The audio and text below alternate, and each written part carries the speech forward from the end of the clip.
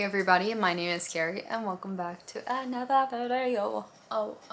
Today is market day. Well, it's technically the night before. So it is Friday the 12th. I have my market tomorrow on the 13th and I will include some videos after this of me packing up the car and everything for the market. So this is my typical market that I usually do. I think they have 3 markets a year that I attend. I know the organization like hosts small kind of markets throughout the year, but I don't do them. And this market is 10 a.m. to 5 p.m. I believe the market fee is $220. I think that's what it is. Sounds right to me. And that is for a 10 by 10 space. Definitely not your cheapest market in the world, but for me it ends up working out pretty well. It's super close to my house, which makes it very convenient for me. I don't have to get up as early as normal, and actually while I'm thinking about it, I need to see what time I need to get up tomorrow because I always have to at least get up 30 minutes early, like earlier. So I usually get up at like 4:20 for market days, but I just need to confirm that or else I'm gonna be in trouble because then I won't change my alarm clock. But to be 100% transparent with you all, I have already filmed this opening for this episode, our video episode. I filmed it yesterday and was actually showing you guys some of the things that I was working on, but the reality was I cried way too much in that. I was just having a really rough go, and I'm not gonna sit here and like delve into it that much. If you guys haven't been following my Instagram, I ended up posting something I think like yesterday, so maybe that's why I was just like an emotional wreck. I don't know. But I ended up posting something yesterday basically just talking about how over probably the last 6 months, I feel like I've noticed a change in my horse, Sloan, that you guys have seen before, and not a change for the better. It's never a change for the better. He's become a lot more anxious all the time, worried, a little bit more aggressive towards people and other horses, and he's having some behavioral issues under saddle. I don't think any horse is hateful. I think horses have reactions just like a human being or another animal when they are in pain, and I think that's essentially what's happening.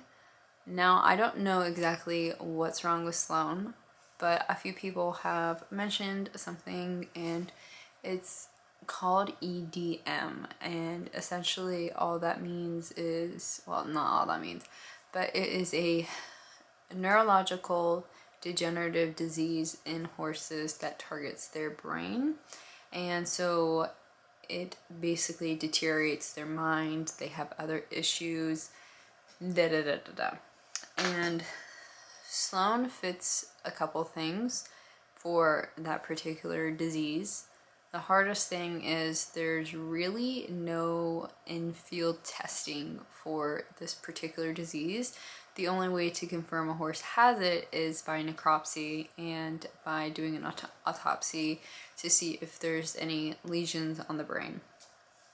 So there is a potential that Sloan has it, and it's one of those things that basically now what I'm gonna have to do is go through a list and try and check off as many things as possible to see if there could not be another reason for his behavior, and if there is not another reason for his behavior, or if we get kind of in a roadblock of what we can do here, then I would probably send him back up to the university, which he has been to way too many times, but send him back up to the university to have a full neurological workup, some other things they can do with like injecting dye into the spine and everything to read it under a higher machine. They actually get put under general anesthesia for that one, but that's all at a university. And right now I'm just trying to figure out the things that I can here before I have to send him up to the university and spend like anywhere from $2,000 to $5,000 easy. I mean, that's easy. It can climb very fast with horses, and even though Sloan is insured, given all of his other issues, he has used up a lot of his insurance on pretty much all of his body parts. So needless to say, I tried to record the opening of this video yesterday, and I don't know, I was an emotional wreck about it, and it was not good. So I decided, I was like, let me redo this without crying the whole time. And I think it's just one of those things, I don't believe in allowing animals to suffer. I'm very against that concept. And I think that has to do with the fact that, because of the fact that I run a retirement facility for horses and a hospice facility, I have seen firsthand the effect on animals when they go a day too long. And it's not pretty. And it's hard for me as a person who has to be around them 24/7 to watch them deteriorate and stay in pain and suffer because somebody can't make a decision. So I am a very firm believer in not allowing an animal to suffer. So if it ended up coming back where a vet said, look, I think euthanasia is the best course, I'm gonna 100% do it, because it's not worth it to me to see my horse in pain and to see his personality change and him become more aggressive and more worried and constantly stressed all the time, just so he can be in my stall when I know he's unhappy. So, needless to say, I'm hoping this weekend's good. Not too good, because I have that really big market coming up, but good enough because my vet is going to be coming potentially Tuesday. So like I said, today's Friday, so next week she's going to potentially come out, and then we will kind of start the process of probably doing a basic neurological examination here, and then probably taking some x-rays of his neck and his back to see if we can find any clinical changes on those, and then see what comes up. So I'm in a better mindset about this today than I was yesterday. I guess I was just way too tired yesterday. I don't know. But today, I'm okay. I'm good. Like I said, I do this for a living. It's just always a little bit different when it's your own horse, and especially a horse so young. But that is part of life, and that is part of animals. And I am a very firm believer that as people, animals we can have more compassion with, because we can make a decision before something gets bad. Versus with humans, sometimes you wish you had that option to peacefully allow them to pass before it gets really, really bad. And I think that's the thing with animals, is that you can make a decision before it's a bad day. And I've seen a lot of bad days with horses. So needless to say, it is 8:44. My car's packed up. The only remaining things I have to do for the market tomorrow is I'm actually charging my camera right now, and I'll clear the data and everything off of it before I leave tomorrow. So I need to pack a bag for tomorrow. I think my plan is I'm going to bring some small yarn so I can do something small. But my real goal is, we're going to see if this is possible. Right here I have the UGA plushie. Not done. But I feel like I've got the hardest part done. So the last remaining things I need to really quickly sew is the 2 back feet and the tail. Now I did find a pattern for this, and I'll include it, but I did do some modifications with some parts of the pattern to change things, and then I will freehand the accessories and everything. I definitely at some point, like I said in the video, or I will say in the video, that I do want to potentially design my own pattern completely from scratch. But as I was sitting there thinking about all the things I have to do, and then potentially all the stuff with Sloan, and if I have to do really long vet appointments, and then if I'm having to drive all the way to Athens, which for me ends up being 2 hours, and doing vet appointments there, I don't have that time. So I was like, you know what? Let's make it easy. I found this pattern. It's going to be good enough. So I'm going to finish sewing up the body parts. I'm going to throw a collar on it at least, and then see what else I can do for tomorrow. So I'm actually going to go because realistically I'm going to be waking up early, so I do need to get more than 5 hours of sleep, or at least if I can't get more 5 hours, I need to try and tell myself that I'm going to leave. I'm going to get to sewing. Probably will not check in with you guys until tomorrow, but yeah, we're going to see how much I record. Y'all know how it is. I'm kind of like scattered brain. Can't think straight. Alrighty, everybody. Dora is beautiful. She is packed. This is what we got. Let's see, speak tap. Miranda, say hi. Hey. But Looking really good. yeah. Styling and profiling. This is what we've got. All of the bags. On this side, I think I have yeah, my tent table. Excuse me guys, I don't drive my car that much, so please don't comment on it. But tent, I don't know, that's the tent brand I use. Highly recommend it. I got 2 of my 6-foot tables, the stand, and then I left my plushies. It's a little scary. This is what the back looks like. I know it looks full, but honestly it's not. We separated a lot of these bags out by pricing, and because we did that, a lot of them aren't super full. Like, there's still space and everything, but yeah, this is what I've got so far. Pretty much tomorrow I'll be bringing in like my bag with my extra stuff. Oh, this is my sign, and then I think, oh, bags, little boxes, tissue paper. I believe this has my table covers.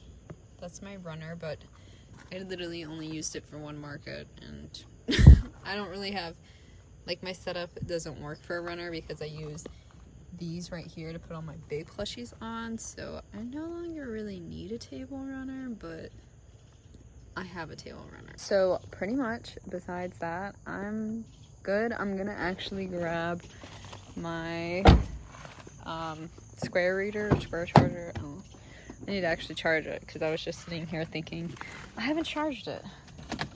I have this one. Highly recommend getting this version because you can tap it and you can do the little chip reader thing. The amount of cards I have that people swipe is just so far and few. I don't get many swipers anymore. Like, there's definitely still a few. I mean, I had to swipe. Oh, wow. This angle and lighting is doing something. I apologize. Makes you realize how many freckles and stuff I have. But this is the square reader I mainly use because I also have my little custom wood piece thing that this actually sits perfectly in, and I recommend this one. So much easier, and transactions go by so much faster. I used to use this one. I always have one of these just in case as backup because it doesn't need like to connect Bluetooth wise, and in case a little shorty dies, but luckily this is just a 10 to 5 p.m. market, so I can usually get through 2 days of markets on one of these without having to charge it. But I always carry one of these as backup in case the Wi-Fi is not good or Bluetooth's not really working well for me or it dies. This works just as well. I'm actually gonna take this inside. We're gonna get it charged. I am working on finishing up the last plushie, which would be the UGA Bulldog plushie. I really wanted to get one of those like fox things done in Feels Like Bliss, but evidently that's not happening. So I'm gonna try and get the UGA guy. I got pretty much all the pieces done. It's a lot bigger. I did actually luckily find a pattern that I'm using and then just tweaking things. And I still think at some point I want to go back and design my own pattern and kind of do things like that. But right now I just physically do not have the time. Maybe that's like a next year thing. but I'm at least gonna have an option. And I want to have it done because I think I mentioned that I'm just gonna set it at like pre-orders, because I feel like they're gonna sell and there's no way I'm gonna be able to make multiple of them within these next couple markets. So I'm just gonna keep one, the one I have upstairs, and then put it in a plastic bag, put a little sign next to it that says pre-orders and the price, and I think that's gonna be the best option, because things like that, like, I like to have them in person because it's just not the same as telling somebody, hey, go check out my website with a college football thing, especially since they are screening the Georgia-Tennessee game tomorrow at the market. They have like a huge big screen thing at this amphitheater. I feel like I gotta get a good done, and since he's my only thing to do, the car and everything is already packed, it should be no problem. But look, oh my gosh, my dog is coming. He's like, Carrie, what are you doing? Lily. Oh, why would you burp? Don't let me fall. Lily. Say hi to the camera. Loki, say hi. No. Hi. Oh. And here's the other. Alright, everybody. Yippee. It's like, girl, what time is it? 5:20? 5 something? I don't know. Getting the horses outside. I stayed up way too late. I finished the bulldog. I stayed up till like 11:30, 12. So I'm operating on like 4 hours, 5 hours, but I'm hoping it was worth it. That's all I can ever hope for.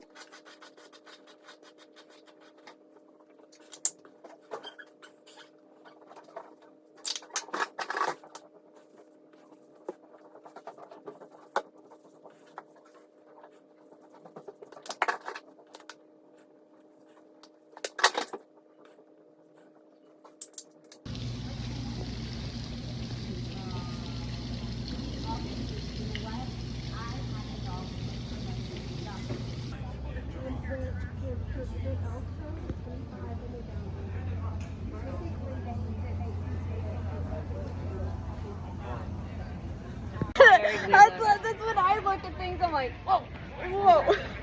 Okay, needed something. See how we're in this ring? Okay, and then smile. Okay. Don't do my scary smile. That way. Since we don't have any photos and I can never post anything to my thing. Wait, one more. Back up. Oh, that close. That's what I'm saying, back up. Okay.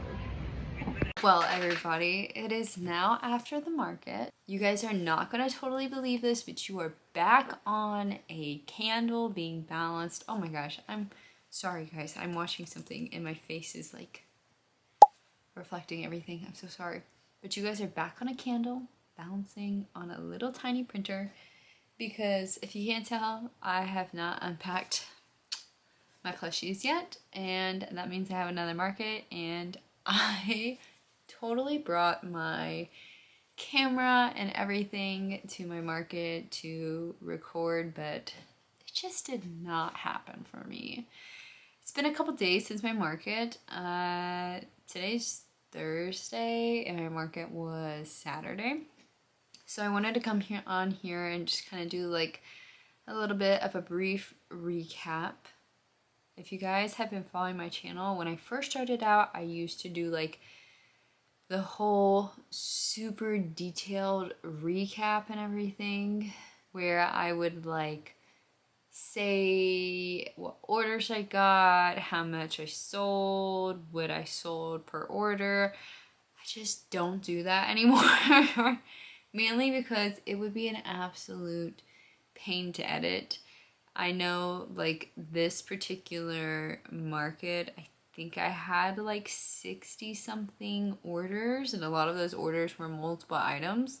So it would just be a lot for me to try and like edit it. And quite frankly, with how this market went, I was not able to like write down a ton of stuff. Like I did write down stuff, but not a ton. Like when it gets so chaotic, I just try and like type really fast because I do typically write everything down on my phone. I used to do it where I would actually physically write it in a book, but sometimes since I already have my phone out to run like Square and everything, it just ends up being easier to just pop it up on my like notes page or whatever on my phone. And the best thing I always do, payment wise, I pretty much take Venmo. I did have I think 3 or 4 people do Venmo. I know one of them was like my reoccurring person and she always does Venmo.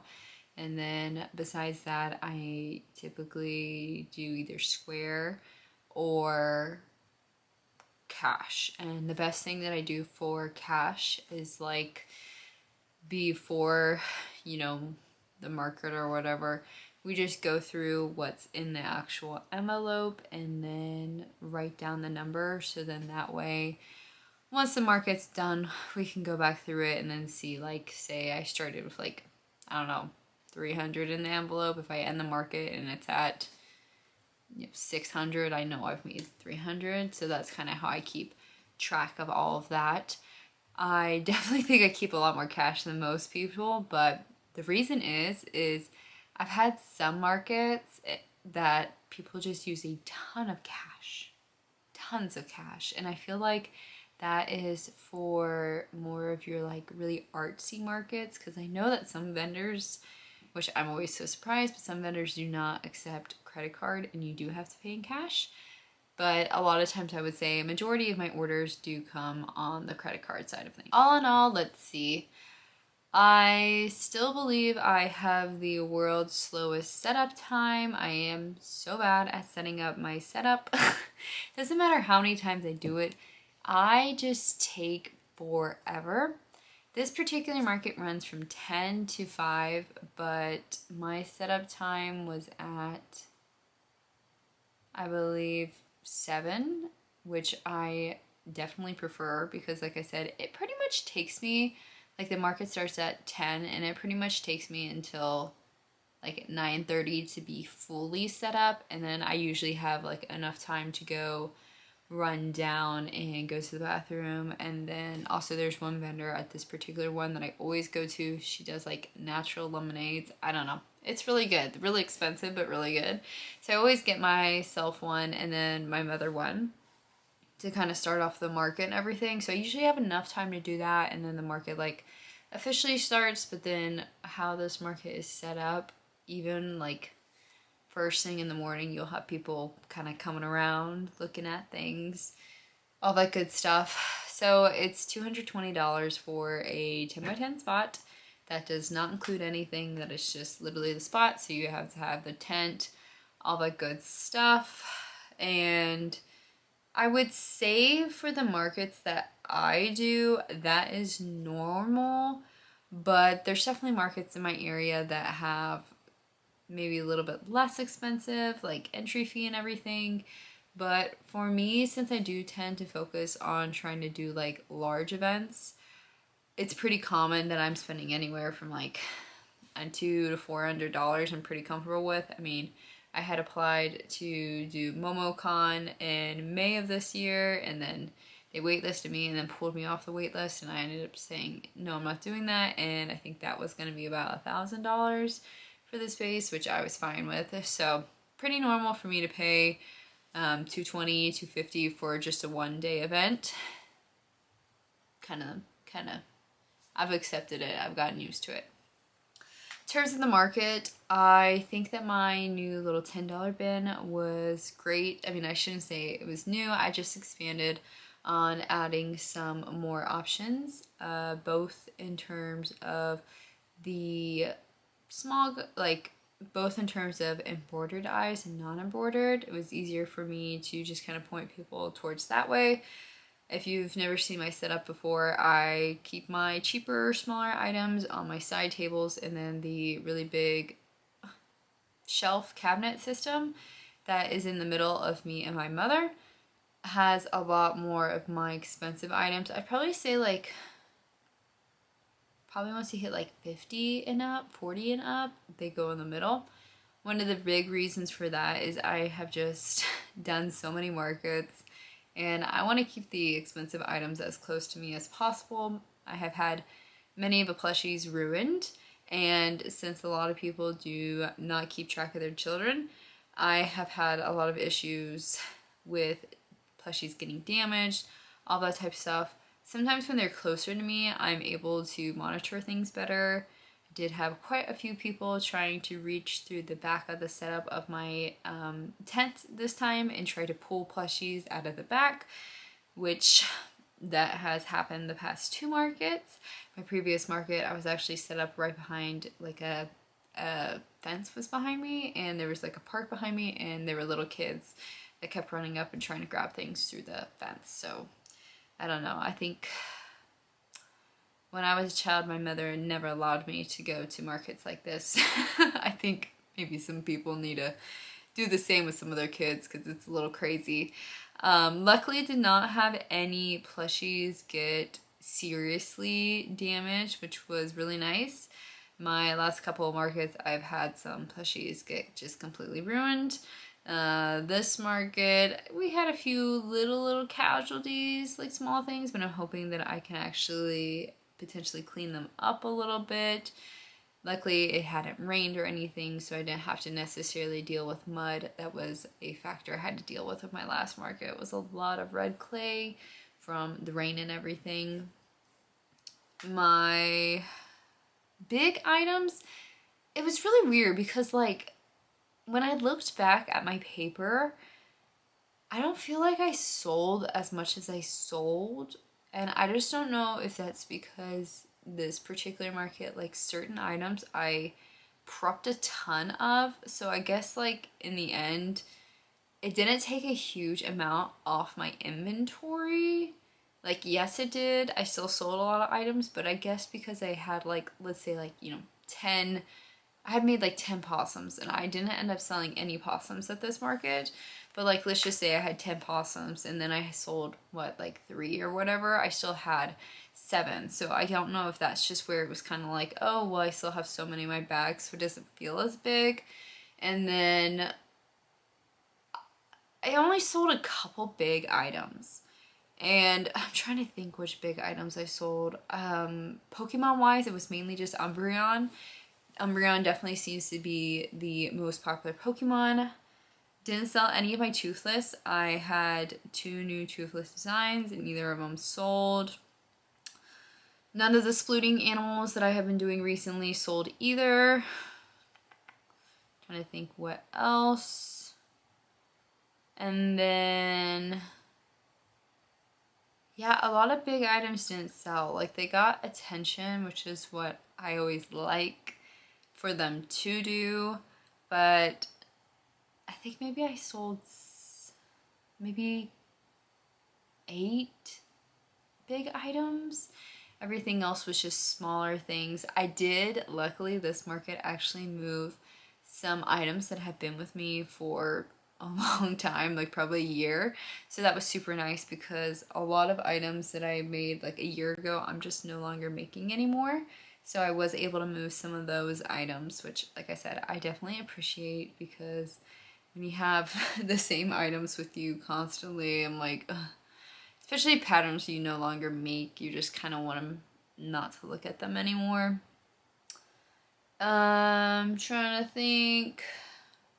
This market was similar to the other markets I've done in terms of like the crowd, in terms of typically the busiest part I would say is like 10 a.m. to 12. So it's kind of like 10 a.m. to lunchtime. That's definitely the busiest. Like, I felt like it was pretty crazy.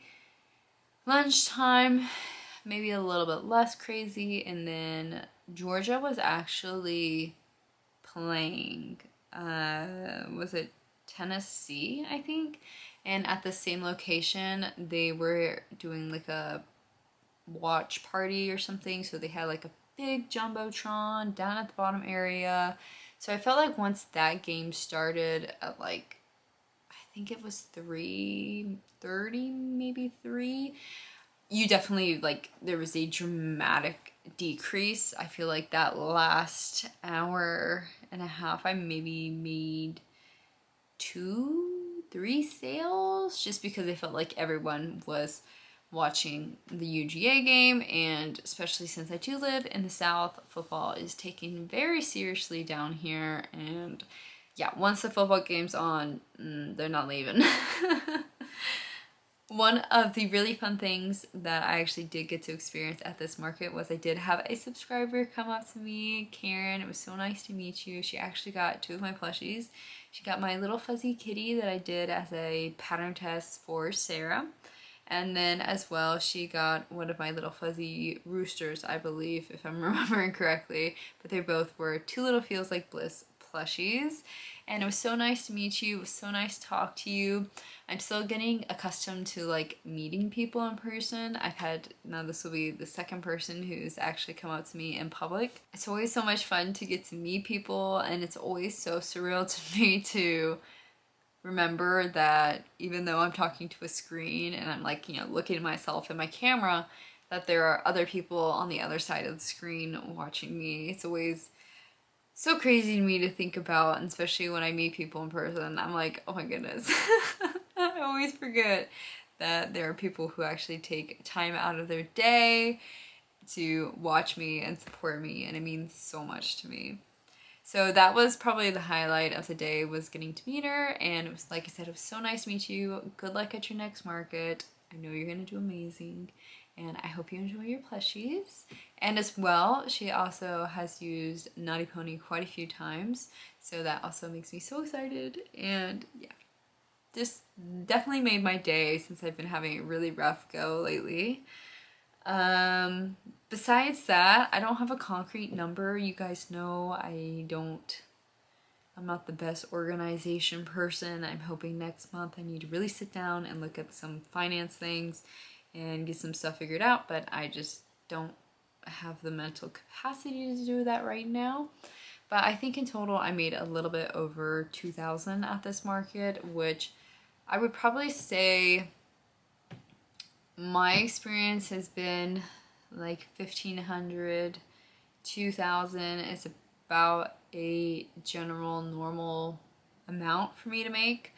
There's been a couple markets where I've made more in that $3,000 to $4,000 range, but definitely this like 1,500, 2,000 type thing. Now I say that number, but just know that doesn't include, you know, like taking out the table fee, which is quite hefty, and doing all that type of stuff. It doesn't include that. So, you know, probably by the time everything's said and done, you're looking more closer to like 1,500, and, you know, having to get barn help. I luckily was able to find barn help because I had that whole disaster happen right before the market where my usual barn help accidentally scheduled something that weekend, and then I was like left trying to find help, and somehow literally every single person and their mother was out of town that weekend. So I got it done. It was a little scary to have to try and figure it out that close to the market. I did not enjoy that. But yeah, I mean, I'm always thankful if I can go to a market and cover my costs, because my costs are typically pretty high. And I think in this market, I was able to make my booth fee back probably within the first hour, which is always great. Like, I feel like once I get through the booth fee, I can kind of like take a breath and like calm down, because before that I'm just freaking out the whole time. But I think that's everything I have to talk about for the market. I did want to come in here and just give a really quick update because I think I had mentioned, before the market about everything going on in my personal life, and one of the reasons why I have been a little bit slower and a little bit less active. Like, I just have not had the energy to do recording and social media and all this type stuff. But if you're not following my Instagram, I did not see my post, my horse Sloan, like I had mentioned, has been having some issues, and so Tuesday I was actually able to get my vet out. And basically, I think I had said this, they think he could have some type of neurological degenerative disease, right? And so the vet came out, did the test that could be done, and well, first off, he was not 100% sound, which I kind of knew because this is a reoccurring issue that I have had with Sloan. And then the second thing was he did come back positive on some of the neurological testing. So right now I'm not riding. I'm not riding for I think 3 weeks, and then we're just gonna take it from there and see. The amount of like neuro issues he has is not enough where my insurance company, because Sloan is insured, will help to send him to a specialist or anything. He's like kind of on the cusp of it, but not enough. And as crazy it sounds, my horses do have mortality, so I have to make certain I do everything very much to the T for the vets and my insurance company in particular. So then that way, if Sloan has to be put down or whatever, I could get the mortality back on him to be able to pay for his vet bills, anything like that, because this horse has accumulated so many vet bills over the couple years I have owned him. So that's kind of where I'm at. But yeah, he did not pass all of his testing. There was 2 things that he came back pretty positive for neurological issues. So with me not riding him for 3 weeks, what will happen is if they are true neurological issues, the lack of riding will make him start to lose his muscle, of course. And what happens with neurological horses is that when they lose their muscle and their strength, they lose their ability to overcompensate how they carry themselves, and in turn it makes, you know, whatever neurological issues they have become even more apparent. And hopefully if he's truly neurological, then that will give my insurance company enough motive to be able to say that I can take him to a university. I mentioned, I think, that what they think he has can only be verified via post-mortem. So it's not something that we can do a test while he's alive. And so basically it's just the insurance telling me that like I could go to Florida, which is where I would have to go, and rule out a few other options of other neurological diseases that you can look for. And then from there, if the insurance company says yes, he needs to be put down, then we'll put him down and then do the post-mortem autopsy and everything. So I wanted to give everyone an update on that because I know, everyone, we all love Sloan in this household. I did have somebody ask me why I thought he was, like, something was going on with him, just because I haven't really mentioned it. But this has been something that's been going on for a couple months, slowly and gradually. So one of the big things is he started to become a lot more like nervous all the time and aggressive towards me, towards other horses. And I've been around a lot of horses in my life and have, particularly in the last couple of years doing hospice care, been around a lot of horses that are in pain and that are suffering. And I don't think any horse in their nature is truly mean. I think horses become mean because of circumstances. And so as the aggressive behavior and the worried behavior and all those behavioral issues started to become increasingly more, it just became apparent to me that there had to be a reason why he was becoming this way. And evidently, there is a reason. So now it's just up to the point where we have to explore said reason, and then ultimately, probably within, I mean, I would say probably by that 3-week mark. So I don't know what that would be, probably beginning of October, whatever. We should have a better idea, because he won't be at work and I'll be able to see how he decresses, because I've had horses in my barn that I've taken care of that have this exact same issue.